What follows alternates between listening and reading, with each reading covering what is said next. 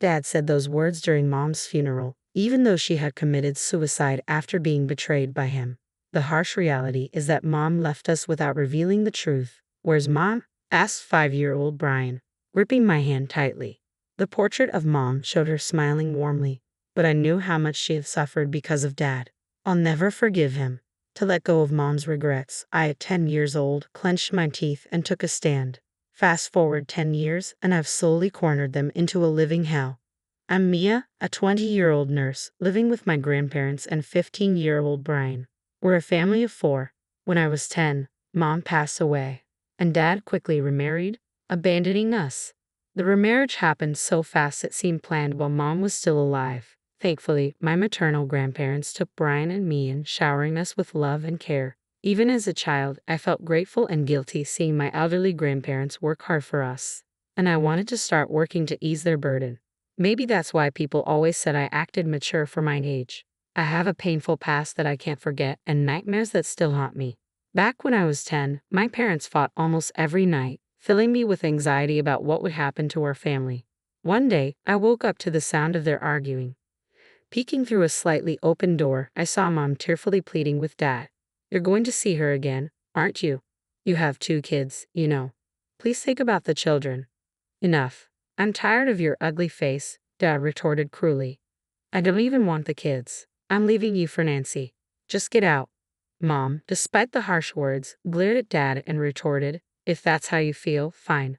But you'll pay alimony and child support, and I'll take this house as part of the property division. Hearing this, Dad raised his arm to hit Mom, and I couldn't help but scream, stop. Dad looked at me, surprised, his eyes wide open, bloodshot, and terrifying. Gathering my courage, I stood in front of Mom, arms spread to protect her. I hate you, Dad. With a click of his tongue, Dad slammed the front door shut and left. Brian, startled by the yelling, had woken up and was crying. Mom hugged Brian and me, breaking down in tears but whispering in my ear, as long as I have you 2, that's all I need. I'll keep fighting, even if we divorce. But 3 days later, Mom was gone. She committed suicide by jumping from her 5th-floor condo in the middle of the night. I woke up to the sound of loud sirens from ambulances and police cars, and Mom, who was supposed to be sleeping next to me, was gone. I had a bad feeling. Mom's handwritten note on the table said, I can't leave, and it was determined that she had committed suicide. On the day of the funeral, I stroked Mom's beautifully made-up cheek as she lay in the coffin, but there was no way she would wake up, and I couldn't stop the tears from rolling down her cheek. Ma, why won't Mom wake up? I took little Brian's hand and left him in the care of our grandparent, who was crying loudly. As I walked over to sit next to Dad, I heard an incredulous murmur. This makes me feel lighter, Dad indeed said, even though it was during the funeral, Mom, who committed suicide after being betrayed by him. Why would he say something like that at a time like this? The photo of Mom on the memorial table showed her warm smile, but the person who pushed her to the edge was Dad.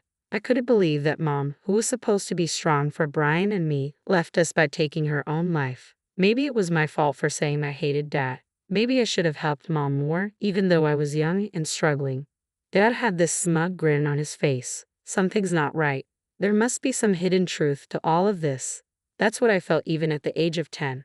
2 months after Mom passed away, Dad introduced us to a young woman. Meet your new mom. Her name is Nancy. Be nice. The woman stared at Brian and me with cold eyes. Mom had just passed away, and now this? Was this the plan all along? I remember Mom saying during a fight with Dad, you're going to see her, aren't you? This woman must be that Nancy. I looked at Nancy, bewildered. Living with her is going to be a nightmare. Even with those thoughts, I put on my best fake smile and greeted her innocently. I'm glad to have a kind-looking Nancy as our new mom.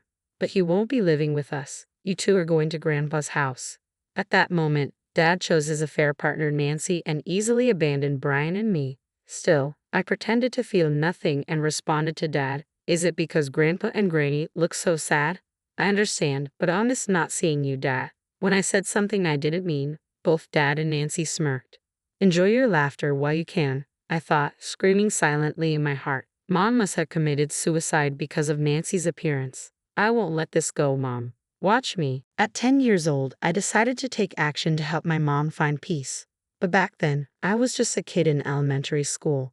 I racked my brain, wondering what a child could do, what I should do first.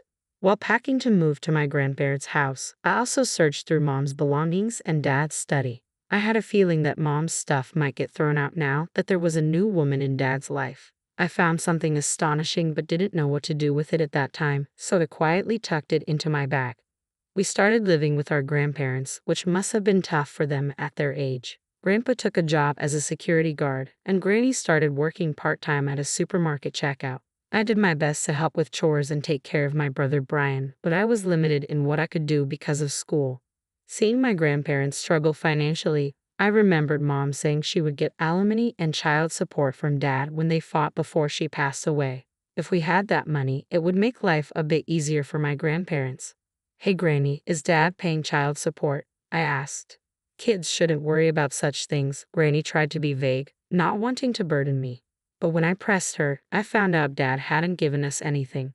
My grandparents thought they had caused Dad trouble by Mom's suicide, so they didn't charge him anything. Even so, dumping his kids and pretending not to know is just awful. That's unforgivable. I broke open my piggy bank, gathered the coins, and took Brian's hand to board a bus to Dad's office. Once we arrived, we sat down in front of the entrance and started crying. Brian was genuinely scared and crying, but I was faking it. People who looked like Dad's coworkers gathered around and asked what was wrong. "We came to see Dad. We don't have money, so we don't even have food." The crowd looked shocked, but the most shocked was Dad. "Why are you two here?" After scrutinizing us, he heard from his coworkers what I had said and started sweating profusely. Fine, I'll give you money. Now go home." "Hey Dad, what's child support? Is it just $10? Dad, who tried to send us away with just a $10 bill, was met with cold stares from the crowd. "No, it's $500. I just forgot to pay Grandpa, so it's $500 for both of us." "That's too little." Whispers like raising two kids and $500 these days started circulating. "It's $1,000 for both of you. I'll send it now. Go home." "Thanks, Dad. If you forget the child support again, we'll come to your office." From then on, Grandpa received child support every month. Dad, however, became the subject of cold stares at work for abandoning his kids and remarrying the younger woman, and eventually quit his job. He found another job, but it paid less than the previous one. Every time he fell behind on child support, I'd show up at his office, forcing him to change jobs multiple times, each time with a lower salary. The bad rumors about Dad didn't stop at the office. I also took Brian to the homes of Dad's friends and relatives and pretended to cry, saying, "We miss Dad. He never visits." Thus, their reputations worsened and both Dad and his new wife Nancy became socially isolated. But I wasn't done. I frequently took Brian to visit Dad and Nancy's house for a specific reason. "What are you two doing here?" "We miss Dad." Brian hugged Dad, who looked genuinely happy, and let us in. Nancy glared at us, but I pretended not to notice and kept smiling. As soon as I entered the living room, I looked around and acted excited. Mom used to always be here when we were kids. We were all so close. "Ah, the cup Nancy's using, that was Mom's favorite." Nancy put the cup down with a disgusted look and never used it again. We started bringing gifts for Father's Day, birthdays, and Valentine's Day. As we visited Dad regularly, the tension between him and Nancy escalated, and we could sometimes hear them arguing. That was my goal. Once, Nancy shoved me so hard I scraped my knee. I exaggeratedly cried out, "Dad, help," which led to another big fight. Time passed, and I turned 18 and graduated high school. We had received the child support Mom mentioned, but the $20,000 in alimony from the divorce was still pending. So I decided to make sure Dad kept his promise to Mom by getting that money in another way. Thanks to Dad, I graduated high school. Here's a thank you gift. Congrats on graduating. What's this? It's a picture frame with a photo of Dad and me smiling. The photo was taken by Brian just the other day. I'm touched. I'll put it right here. With that, Dad placed the photo frame next to the living room TV. "Actually, Dad, I have a favor to ask." I told him that I wanted to go to nursing school after high school and needed $20,000 for it.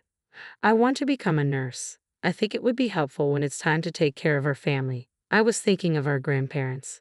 But Dad seemed to assume I'd be taking care of him in his old age. He transferred $20,000 from his savings to my bank card, and I was able to cover my tuition and become a nurse 2 years later.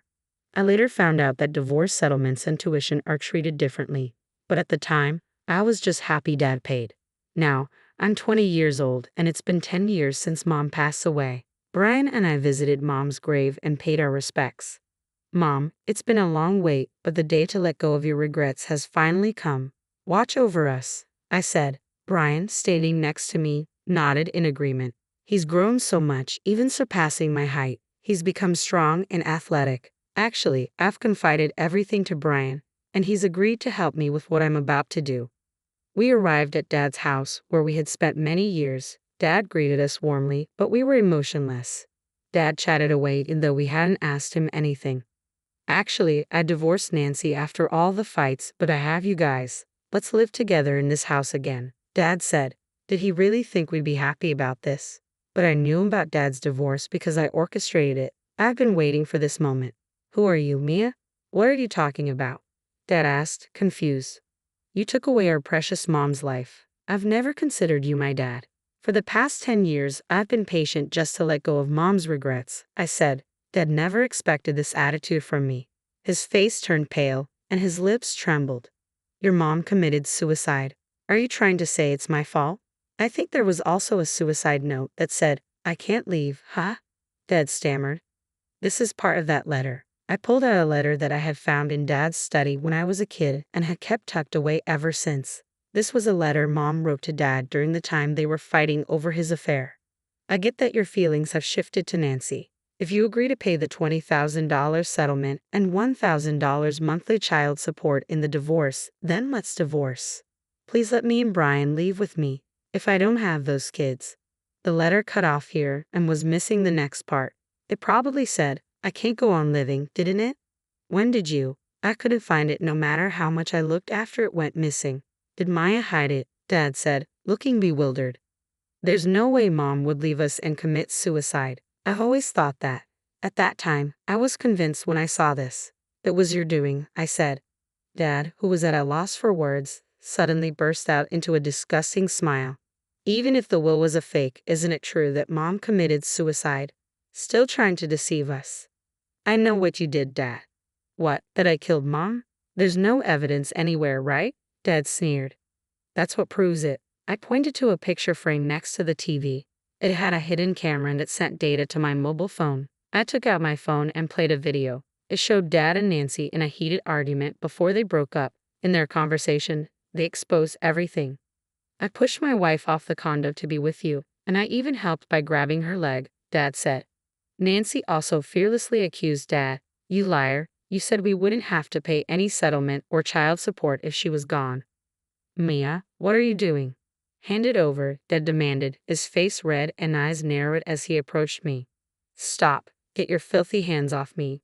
Brian, now strong and sturdy, twisted Dad's arm. Ouch, let go, it hurts. I'll do anything, just forgive me. Dad knelt down, crying and begging for forgiveness. But there was no way we could forgive him. If you'll do anything, then bring our kind Mom back. Kind, my foot. She just nagged me for having a little affair, Dad grumbled. You're still saying that? Then let's settle this with the police. Hearing the word police, Dad's face changed. Wait, please, not the police. I'm sorry, I really am. After that, Dad and Nancy were arrested for taking Mom's life. During police questioning, they blamed each other, and all the facts came to light. The two showed no signs of remorse and will likely spend a long time in prison. Even if they get out, they've been fired from their jobs and disowned by their families. No one will associate with them.